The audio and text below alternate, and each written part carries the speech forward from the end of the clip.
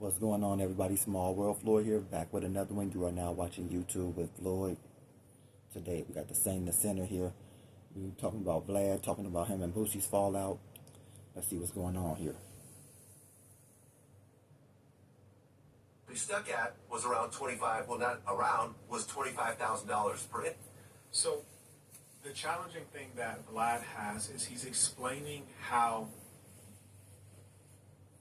business in general works, and at the same time how a particular business works. And he's explaining that to peons who have been employees their whole life and don't have any meaningful reference. And Vlad is operating from the business owner perspective. So he's speaking to people who are largely ignorant and uneducated on this topic, and that's really a failing of the schooling. I guess not, I'm not going to blame the public school system. That's a failing of your... But bro, that's exactly who you talking to. That's exactly who you talking. You think it's a bunch of geniuses watching you do this? You think it's about you? Do you think it's more people that talk like you watching this, or more people that talk like everybody else? Like the way he talk down on people, the everyday people that he need to send him money to his chat. Send me money to this, send me money to that. Bro, you talk down on them, bro. Like, bro, you're talking to, every time you get on YouTube, whatever you get on, the majority of your audience are who you talking about. He act like it's a bunch of scientists that watch him, like a bunch of doctors and shit. Man, ain't a bunch of people like that watching you, boy. You're trying to entertain the fools, as you would say. Because the people that just got business acumen and getting on with that paper, they're not watching you for what? For what? You're a low-grade millionaire. You're not even a high-grade millionaire. You're not like 50, 60 million, 100 million, bro. You're a couple $1 million man, bro. You act like you just got this bread out this world. Like, a person can go to a gas station, get a lottery ticket, and have more money than you, bro. Shit, man, be quiet, bro. Hush it up.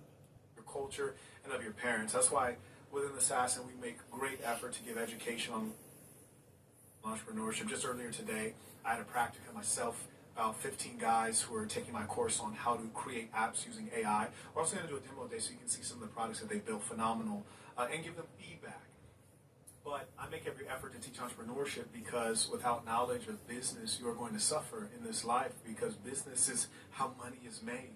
Anyways, that's his challenge. But I think Vlad is quite articulate, understands the media game quite well, and he's doing a good job. The only challenge is that you have people who are mentally impoverished as well as materially, and they will never think that things are fair unless you're giving handouts.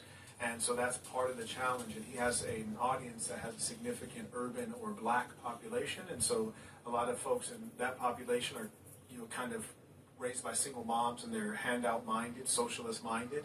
And increasingly, you have a population of poor, uneducated whites who all... Man, shut up, bro. Now you're going to talk about the uneducated whites. The poor, uneducated whites, bro. Shut up, bro. You're really trying to talk about the black people. But it ain't that they have a handout mindset. It's that they don't have we have an opportunity mindset. Why you think when you look at the Spirit airline going down, you see all those black girls out there crying. They know how hard it is to get another job because the opportunities are not just there. They can't go to Delta. They can't go to Frontier. They can't go to American Airlines, Jet, and just get a job just like that. No. It's not that easy, motherfucker. People don't want a handout. People want an opportunity. And we hate that we have to depend on people that look like Vlad to give us those opportunities because they're trying to give us the least amount of opportunities that they can, even though they got infinite amount of opportunities for us to get our hands on. The people that want to do right in this world. They don't want to help you do right in this world, man. They want to watch you crumble. It's not just them, it's your family, it's your so-called friends, it's everybody that you know, for the most part, want to see you down. Just because it brings them up a little bit. And it gives them the chance to say, look at you. You're not doing well on this earth. But it's like, bro, you just renting this place. Like, you talking all this stuff like you finna be here for 1,000 years living in this success. I'm like, no. All these people from Jay-Z, Donald Trump, everybody has a limited time here. And when they die, nobody's going to really care about what they did on this earth unless they made an instant impact like a Martin Luther King, like unless they made a long-lasting impact. Like all your little short forms of glory, you still going to go in the same pine box as the dude standing on the corner asking for some change. And you're going to be thought of when you're gone just as much as he's thought of while he's here. So it don't make no difference, bro. Like, I hate when people try to put the thing of like their success makes them just this great thing on here, like on this earth. Like, bro, your time is limited, bro. Congratulations to you that you get to live a nice little life before your life is over with.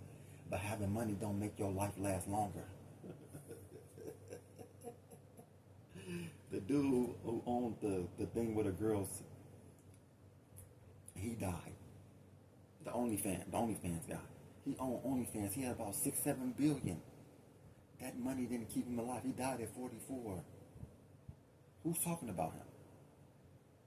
Who cared that he was that rich? Nobody did. Nobody cares. So having all this little success means nothing, man. Only thing that means anything on this earth is your relationships, bro. Relationships. Build some nice, outstanding relationships with good, outstanding people. You don't have to be in a race to have the most money with these people who are to try to be better than another person, bro. Just live your life, man, until it's over with. Because nobody's talking about this dude who had $7 billion and was running OnlyFans. Not even OnlyFans girls are getting on there and paying homage to him every day for giving them the opportunity. You know? None of them are. Because it just don't matter, man. It just doesn't.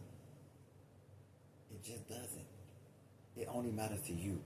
Having P. Diddy type money, that only matters to P. Diddy. You know, because he got the money, like, yeah, this is what I'm doing with my life, but it's short-lived, man. Look at this nigga, he gotta spend some time in jail.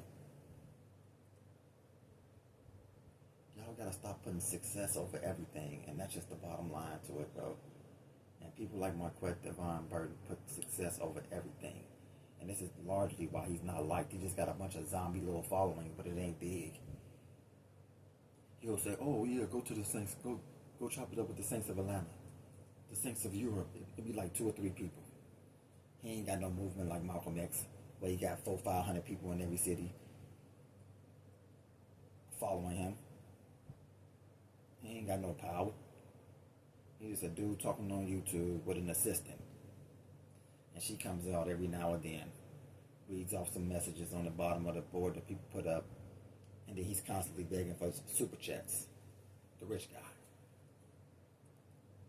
Or he'll assume you had your fill.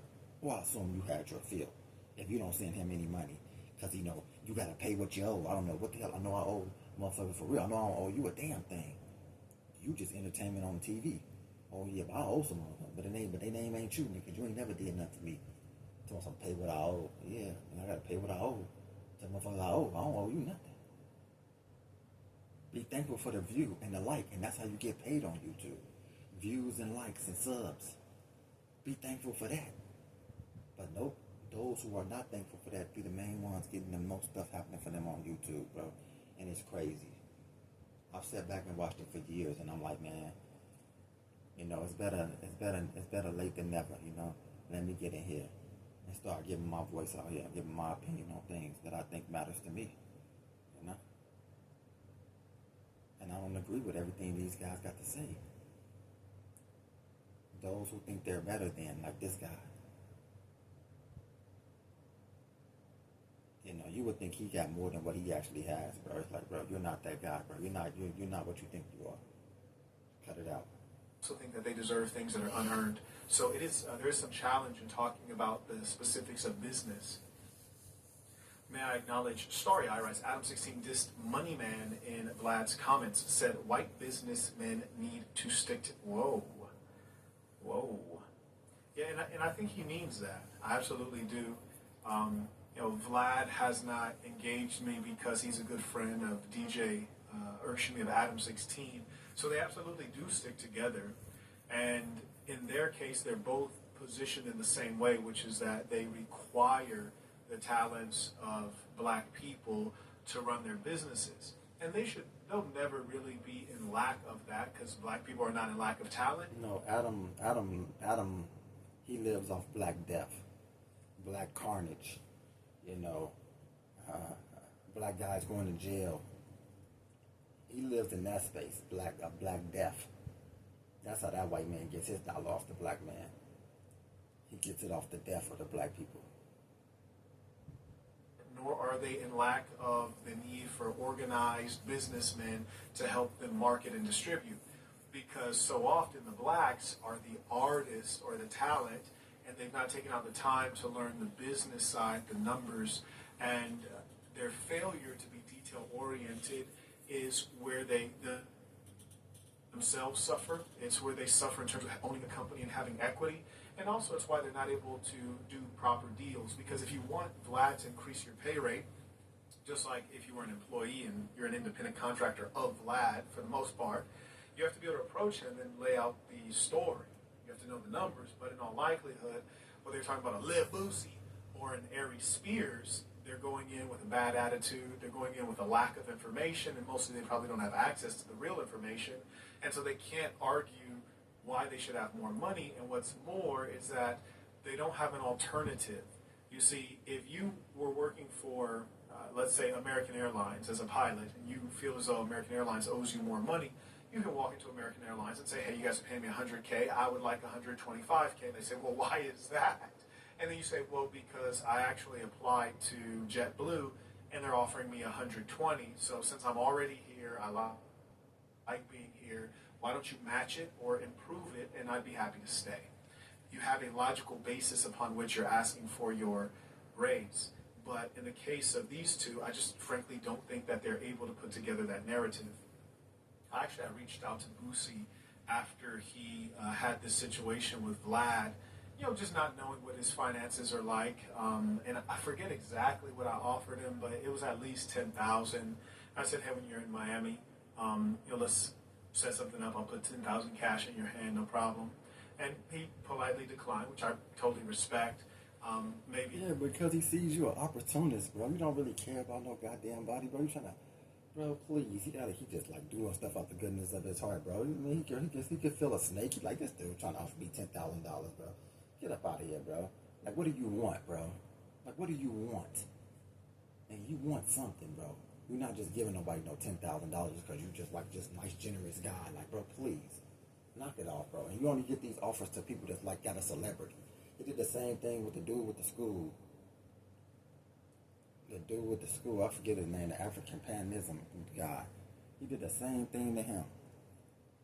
Like, he does that. And he did the same thing to Myron Orr.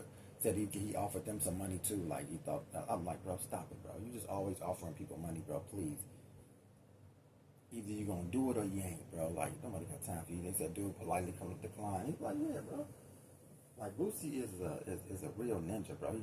He building up land for his family and shit, bro. You building up land for strangers, and Marquette is building up land for strangers, and you gotta pay to be on his land. Like, Boosie is building his land for family, his relatives, his friends and shit. Like, he doing some real shit. This nigga out here talking about something. You can pay $30,000 for a small acre, a half an acre. Like, bro, shut up, bro. You just always trying to get something, bro. Always trying to get something, bro. Like, always. And you can imagine how the rules go on his land. And then you better read the paperwork, because you probably get into any argument with him. He probably can throw you off the land and still keep your 30 grand. And like, no, you don't want to deal with a shrewd businessman like this guy who thinks he talks clever, but you can't read through the bullshit. The best talking person is a person that talks like me, because you can understand and you can feel. You know what I'm saying? All that little proper talking stuff, bro. I already got a red flag about you already, bro. Look how you sound, bro. I'm good, bro. He'll take me up on that another time, but I think that the business side is something that the talent sometimes underappreciates. Just because you've been getting paid over time doesn't mean that it's going to continue, and it also doesn't mean that you have an alternative. And I think that's what both of them are going to find. And that's what I love about Cat Williams. He does stuff for people, and you never necessarily hear him say it. they come out and say it. They be like, man, if it wasn't for Cat Williams, man, I've heard the Migos speak on him, giving them stuff. Like, I've heard other people speak on what Cat Williams does. Like, this dude have to tell you what he offers somebody. Like, bro, what are you talking about? And then just like Cat Williams just do it, and then they start talking about Cat Williams, about how he did this for them. And you're like, damn, Cat did that? Cat is a real one. But this dude up here talking about, gotta let you know, y'all offered the man 10,000, bro. Get out of here, bro. Get out of here. Now, the hard way. Let's go ahead and get after it. Interview. And that price was justified because Boosie was pulling in like 6 million views for every interview. And in that particular situation, and I showed Boosie all the numbers and all my back end numbers and so forth. When he was getting around 5.5 million views, I would make around 35,000 off that interview, and he would make 25,000. Right? So I had a $10,000 profit margin. He still made the majority of the money, but I was still making $10,000, so I was cool with that. Right? And we were rocking like that for years. So some time had passed. It was, I don't know, about... See, that right there, what he said was a little too simple. I think that the average person listening to that was like, oh, okay. But me, I'm like, nah, that sounds a little too neat. I don't know that the numbers work out that way. And the challenging thing is that a guy like Vlad, who's very seasoned, he may be able to pull one over on Boosie or Aries Spears. And what am I talking about? You say the interview does 6 million. The question number one is, over what period of time does it do 6 million views? So the interview does 6 million views, and top line, you got $35,000 paid out to you from the Google Corporation, which owns YouTube. You said that you give Boosie 25,000 and you keep 10,000, so you have 10,000 in profit. Well, that sounds too neat because you also have expenses. Either you flew to Boosie, you and your team, or Boosie flew to you, which is an expense. And if you have a team, a videographer, that's an expense. He certainly clearly has editors, that's also an expense. So you have expenses built in, and I'd be curious as when you say you have 10,000 in profit, is that after expenses? I can only presume that it is after expenses. So in as much as that's the case, you gave us incorrect numbers. Boosie making 25K, I think, is actually quite generous, to be honest with you. I'm not saying I'm on Vlad's side. I'm saying that as a businessman, I believe that that is very generous. I don't know how good Vlad is or isn't at scouting talent. He may just look at the data, but I have a feeling that however comical Boosie is, he can be replaced. I say that because I know a lot of niggas from the hood that's funny as hell. They say the most wild things because they spend half of their life locked up. And when they're out, they're doing something that will eventually get them locked back up, which is to say that they're no holds barred. They're wild, they're untamed. And those are the people we like to be entertained by, those who are different than us, who give us a view into a mindset in a world that is foreign. And unfortunately, there's a lot of niggas like that. So Boosie can be replaced. Vlad, though he might not have the same kind of talent as Boosie, he has the platform, and most importantly, he was a pioneer. He was early. So he has primitive accumulation. He has an existing fan base. He has know-how. He also has probably some favoritism with the YouTube Corporation. And so his platform is more valuable than Boosie's talent. And there's no doubt that him platforming Boosie is at a level of favor to Boosie. Not to say that they didn't both come up together. They did.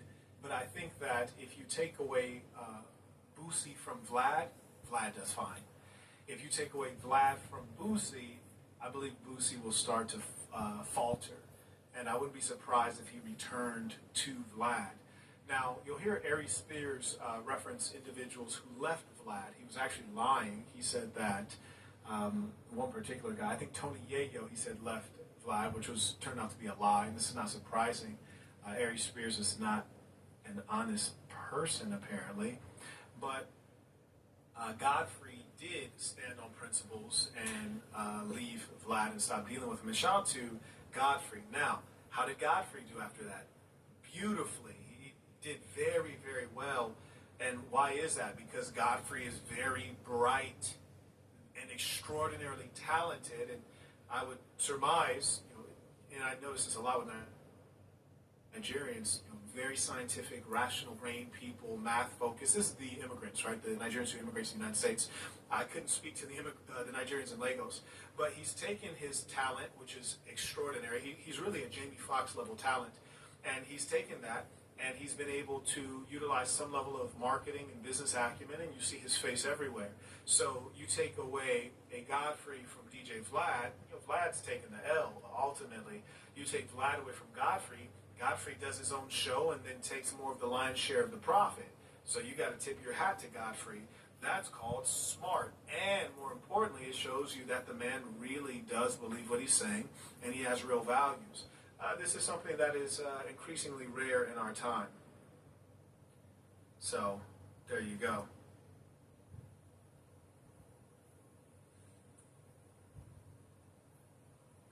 And that's no disrespect to any of these guys. I'm just trying to call it down the middle, call a spade a spade. Carrying on. 6, 7, 8 months since our last interview.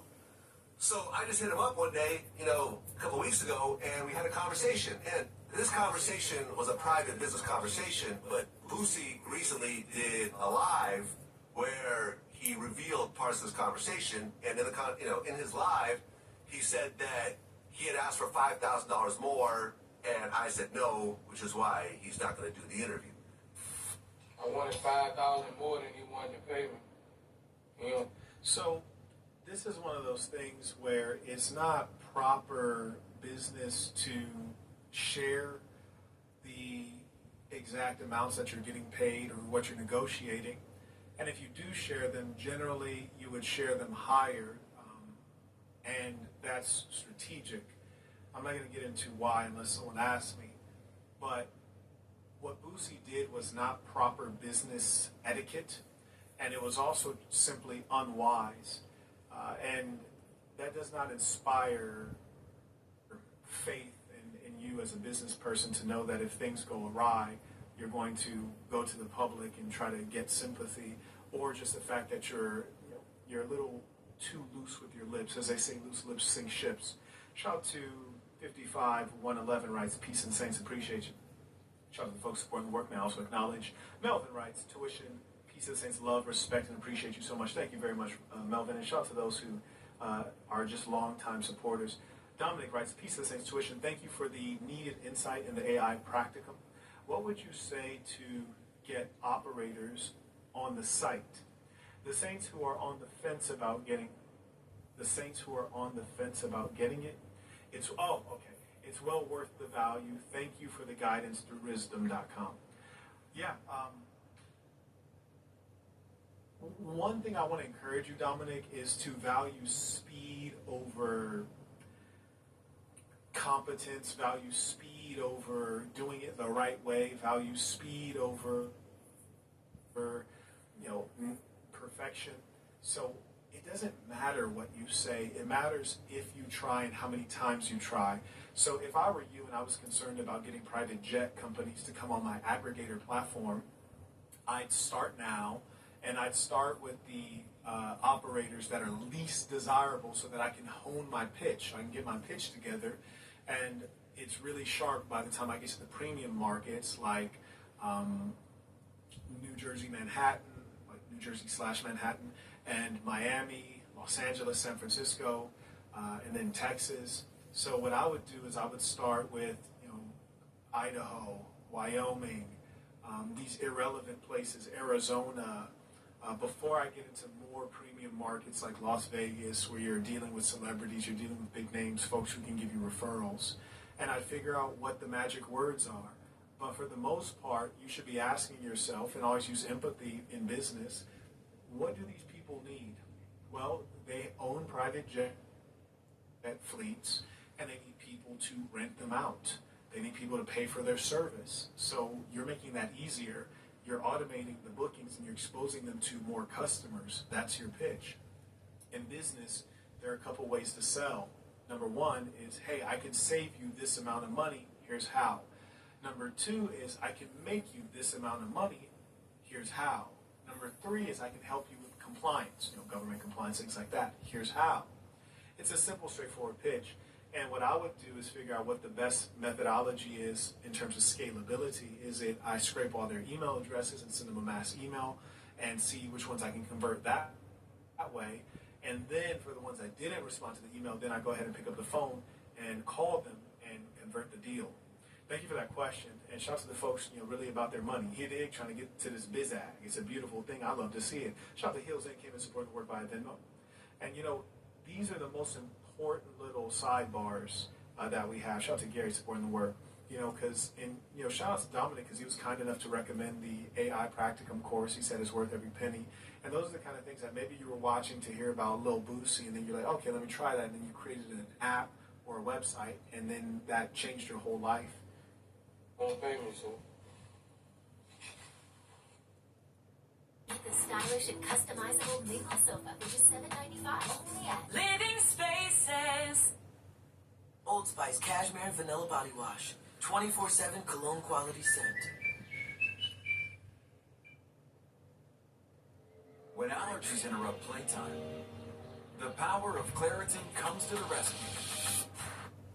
Vehicle breakdowns are costly. If your check engine light comes on tomorrow, the repair could easily cost thousands. I think I'm gonna make more money doing it this way. And I'm editing my interview now. Now, that's not exactly accurate. So, I wasn't going to put any of this out there, but because he started putting out numbers out there and people started going, oh, Vlad, being cheap, why is it only $5,000? You could pay him. I truly believe Vlad when he said he was not going to put it out there. I truly believe him because it's not to his advantage to share the numbers. It messes up negotiations in the future. This is the same thing that happened. There was a little knucklehead that I was going to slap around in a boxing ring, and he agreed to the first number that the Jewish gentleman offered him. I started negotiating. The fact that he agreed to the first number that the guy offered him, and when I started negotiating, he created a ceiling for what I could negotiate to. And then he shared the number publicly, which even further hampered the negotiation. And this is often something you see from underdeveloped males. Very common among black males because they have less access to the knowledge required to be a successful entrepreneur. Always the black male and woman, man and woman talking about getting to the bag, but very few of them actually understand getting to the bag. When a black woman says she's getting to the bag, what she really means is that she's selling her body in some way. She might use euphemisms like a sugar baby, but we know what it is. And when black males say getting to the bag, that means they're trying to hit a lick. They're trying to finesse some fat white girl for her tax returns or something like that. Very rarely does it mean that they're a proper businessman with a system that they've created with employees, and they're paying people, helping people support their families, and they're collecting money effortlessly. And that's why I come here to teach, because those who really want to win, I'm down to help you do it. That, not knowing the whole picture. So I'm going to lay out the whole picture for everyone just to explain what exactly is going on. So when I called Boosie, like I said, the fee had always been $25,000. He said, I want $40,000. And I'm like, fam, I can't do $40,000. That's just... What you smirking about? You just heard him say that on his live. He said he wanted $5,000 more than he wanted to pay him. Oh, he went to $15,000. But Vlad was giving him $25,000. Boosie done jumped up to $15K. Boosie said, I got kids to feed. Damn, dude, you went from 25 to 40? Gee, that was a 15 grand jump. We said 5,000 on his lot. That boy went to 15,000. Putting me in the hole in a situation like this. And he said, well, I'll go as low as 35. And I'm like, man, listen, I might be able to do 30 after I run the numbers, but 35 is definitely... Now, here's the challenge for someone like Boosie or Ari Spears. They don't have the real numbers. They don't have YouTube analytics. They don't know what is being paid out pre or post tax.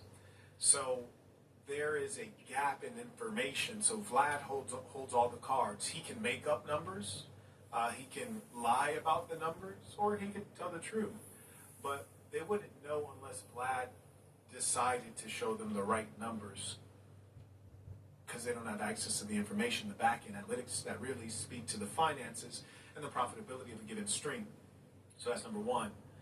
Then number two, generally speaking, if you're getting paid $25K and then you ask for $40K, that's an extraordinary jump, which could be valid if you have something to justify it. People do blow up, and if you blow up, then the fee got to go up. You dig? Yeah, in a real way. But I don't know that Boosie became that much more famous such that he could justify that rate. And also,